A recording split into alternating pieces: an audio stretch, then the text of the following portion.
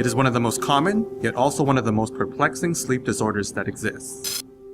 Insomnia. At any given time, it can affect around 10% of the world's population, causing countless hours of lost sleep and wakeful anguish. But why does it happen? And how does one overcome it? Stay tuned to find out. Naturally, we fall asleep at night. It is how the human body reacts to exhaustion, and a part of the innate biological rhythm that our species has maintained for thousands of years.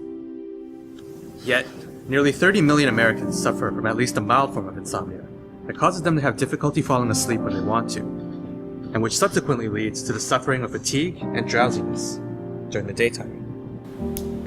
And during their nights, sufferers of insomnia experience a whole other set of troubles and pains which add to their woes. What time is it right now? Quite often, during the late hours of the night, an insomniac's mind will race with activity. Tomorrow's gonna be a big day. Better get some sleep. It's too quiet here. I can hear myself breathe. Why do I feel like I'm forgetting something? And inconveniently enough, many of their thoughts will be the ones that induce the most anxiety, depression, and stress, making it quite a challenge for the individual to find any relaxation right before bed. This is ridiculous. There may be a variety of different reasons which cause these thoughts to become so prominent at night, but once they begin, they become very difficult for insomniacs to suppress.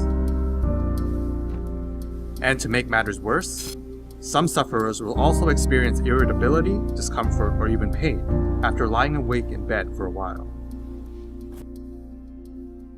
Many who experience persistent insomnia crave for regular sleep schedules and the ability to fall asleep comfortably and to wake up refreshed.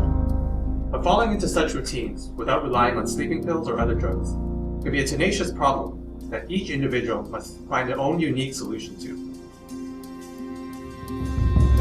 For instance, distractions such as television, books, or computers could potentially stimulate the mind and keep the individual awake for much longer than they desire. Or conversely, they could actually distract the mind for just long enough from all the thoughts that are keeping the individual awake. It really depends on the person. The most important thing is to figure out what works for you.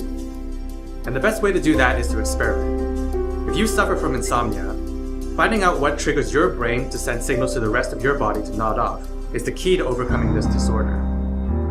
For some, getting out of bed to do something relaxing, such as drinking a warm beverage or reading a book, can be more helpful than simply lying awake in bed. For others, listening to music or watching a familiar TV show can do the trick. It also helps to be mindful of what environmental conditions are preferable and conducive to you falling asleep, such as the amount of light in the room, how noisy it is during sleep hours, and the room's temperature.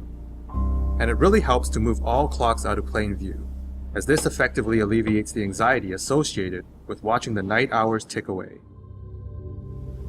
The activities that you engage in before bedtime could also have an effect on how quickly you'll be able to fall asleep. Some general things to avoid are late night heavy meals, vigorous exercise, and work-related tasks that might cause stress. Suffice it to say, big discussions or arguments should also be avoided right before bedtime, and all of these stress-inducing activities should be replaced by more soothing ones, in low-lighting conditions if viable.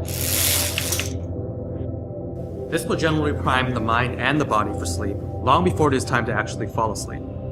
And as for screens such as televisions, smartphones, and tablets, well, research has shown that the light emitted from these screens tends to suppress the body's production of melatonin, and that can severely disrupt sleep patterns. But if you find that watching something helps, then it might be a good idea to stick with what works, and perhaps just set things so that these screens are turned off afterwards. So that's it for part 2 of our 12-part series on disturbing sleep disorders. Insomnia is a widespread condition with different solutions for different people. So to continue the conversation, please feel free to comment below with your own experiences on the subject. And don't forget to like and subscribe.